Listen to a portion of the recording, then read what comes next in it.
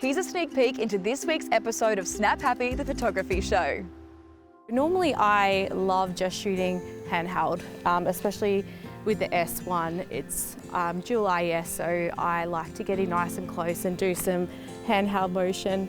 In this scenario, being so grand and open and beautiful, I feel like bringing a gimbal into my kit is a better option. I've got a beautiful staircase and I'm going to set up the bride, and she's got a beautiful long train. You know, brides spend so much money on their dresses and we need to really be able to feature that the best way we can.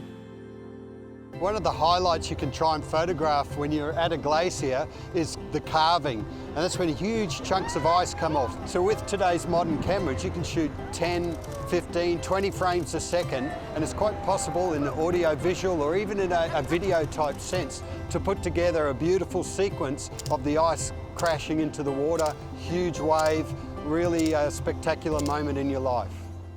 There are two ways we can try and achieve sharpness throughout. The second way is to do a technique called focus stacking. And what we do is we focus on the foreground, focus on the middle ground, focus on the background, and then we use software to put the images together. Back to the homestead and we'll show you how the focus stacking works. So now I'd like to show you just how easy it is to create a good-looking photo book with our software. You can let the software do all the work for you and automatically lay out a photo book, or you can have fun crafting it yourself with all the different editing tools and templates.